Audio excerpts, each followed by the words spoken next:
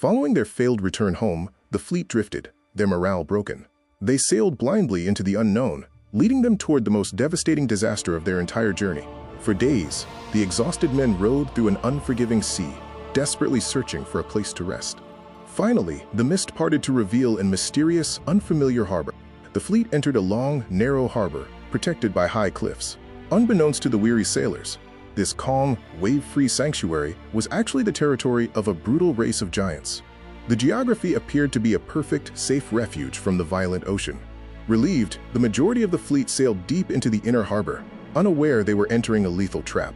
Guided by his experience, Odysseus felt a chilling intuition. He decided to moor his own ship outside the harbor's mouth, a cautious choice that would determine his survival. Odysseus sent 3 of his trusted men to scout the village inland. They expected a routine diplomatic encounter, not an encounter with an entity that defied human comprehension.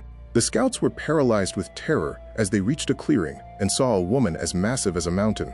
It was an encounter that filled them with immediate dread. The scouts were then brought before King Antiphates. The king radiated primal hostility, and any hope for hospitality was instantly shattered by a display of immediate, overwhelming violence. In a display of sickening speed, the giant king seized one of the scouts, killing him before his comrades' eyes. The surviving 2 men fled in absolute terror. As the scouts sprinted back toward the harbor, the earth shook beneath them.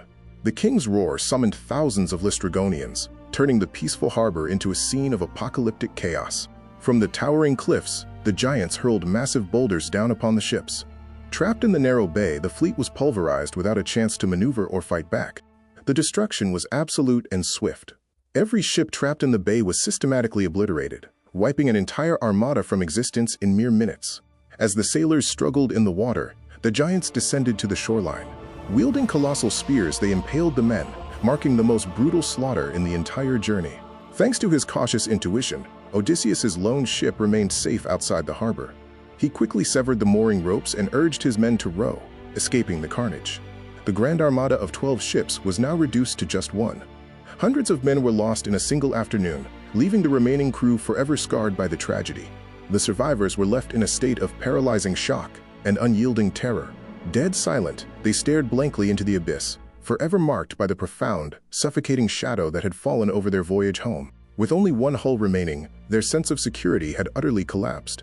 Though they were driven by a desperate, bleeding instinct to push forward toward Ithaca, every cresting wave now carried the paranoia of the next potential catastrophe. Standing at the helm, Odysseus was crushed by the guilt of surviving, while his fleet perished. To save the broken souls still rowing before him, he had to bury his agony and shoulder the immense weight of leadership. The crew sailed blindly into unfamiliar waters, seeking a safe shore. Ahead lay a new challenge. They were crossing the threshold into a realm ruled not by brute force, but by dark magic and intoxicating temptation. The disastrous encounter with the Laestrygonians had annihilated the fleet, leaving only one ship and deep psychological scars. As the journey continues, the crew now approaches the enchanted island of the witch Circe.